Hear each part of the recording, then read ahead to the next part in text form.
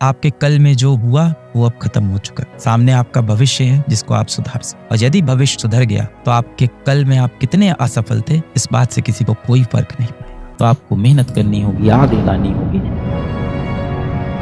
झूठ कहती है दुनिया की 22 लाख बच्चों का कंपटीशन है। नहीं है, मैं देख रहा हूँ ना, 22 लाख बच्चा बचा ही नहीं है। 22 लाख में कंपटीशन है ही नहीं। कंपटीशन तो आखिरी 1-1.5 लाख का ही कंपटीशन है। कंपटीशन 22 लाख का है ही नहीं। यही आखिरी के 3 लाख बच्चे हैं जो कम्पीट करते हैं। बेटा यही तो सच्चाई है ना। मैं कितनी बार बोलता हूँ आपसे कि रिजल्ट वाले दिन नहीं आता है, उससे बहुत पहले आ चुका होता है। रिजल्ट वाले दिन बस आपके सामने दिख जाता है, आता उस दिन नहीं। रिजल्ट आपके सामने अभी भी है, बस आप देखते उस वक्त हो उसको जाके। 22 लाख बच्चों में कंपटीशन नहीं है, लास्ट के 3 लाख बच्चों का 15%। हम लोग बार बार बोलते हैं ना कि 22 लाख बच्चे बैठेंगे, इतना बड़ा कंपटीशन है। 3 लाख बच्चे हैं ना, यहाँ होता है कंपटीशन। 3 लाख स्टूडेंट्स, ये है एक्चुअल कंपटीशन आपका। और अब यही लोग बचे हुए हैं। फिर ये गिरते गिरते वहां से और कम होता जाएगा ये डेटा, 5%, 4%। फिर वो अंत वाले बच्चे पहुंचते हैं गवर्नमेंट मेडिकल कॉलेज में। क्या डिस्ट्रैक्शन है आपके जीवन में? मोटिवेशन की कमी है, डिस्ट्रैक्शन है कि सर मोटिवेशन नहीं है, सर लाइफ में बहुत डिस्ट्रैक्शन है। भगवान पे विश्वास करने वाले को, और जब मैं भगवान बोल रहा हूँ तो अपने अपने धर्म के हिसाब से अपने अपने क्रिएटर को आप मान लें।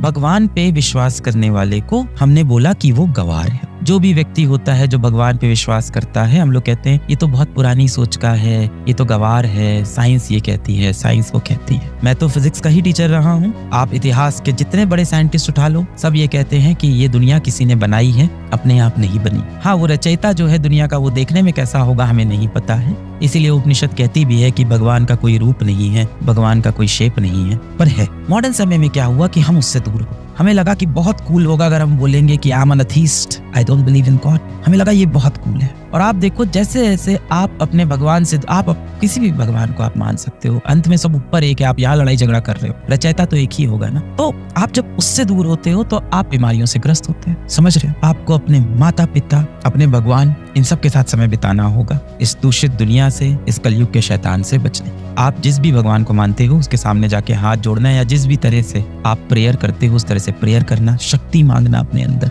वही आपका असली साथी है, उसने ही आपको बनाया है। इनसे शक्ति लेना, इनसे बात करना, जीवन में सुधरते हैं, कुछ बहुत बढ़िया जीवन में करें, वापस शक्ति लेंगे। और आपको अपने कल को अब भूलना पड़ेगा। जब तक बेटा आप दुख को नहीं छोड़ोगे, दुख आपको नहीं छोड़ेगा। अतीत के बोझ को लेकर आप कभी भी भविष्य में मत जाओ। आपके कल में जो हुआ वो अब खत्म हो चुका है। सामने आपका भविष्य है जिसको आप सुधार सकते। और यदि भविष्य सुधर गया तो आपके कल में आप कितने असफल थे इस बात से किसी को कोई फर्क नहीं। ये जितनी भी चीजें आपको आसपास लग रही है, और जो भी दोस्त आपको कह रहा है कि तू इंस्टाग्राम पे क्यों नहीं है, तू व्हाट्सएप पे डीपी क्यों नहीं चेंज कर रहा है, अरे यार तेरी फोटो एडिटेड क्यों नहीं, अच्छी एडिटेड फोटो लगा ना, बढ़िया से हम लोग एक रील बनाते हैं ना, एक अच्छी फोटो खींच के डालते हैं ना। वो दोस्त बुरा नहीं है, डिसिप्लिन की कमी है। The biggest thing that is lacking in all of you is discipline. आपके अंदर डिसिप्लिन नहीं है। मोटिवेशन से आप एक बार शुरू तो कर देते हो। मोटिवेशन सर्च करके एक मोटिवेशनल वीडियो आपके सामने आता है जहां मैं या कोई भी व्यक्ति आके आपको मोटिवेट करता है। अगर आपका ये सपना है तो आपको मेहनत करनी होगी, आग लगानी होगी। आपके अंदर काम शुरू करने की आग तो लग जाती है, पर काम करते रहने की आग सिर्फ डिसिप्लिन लगाएगा आपके अंदर।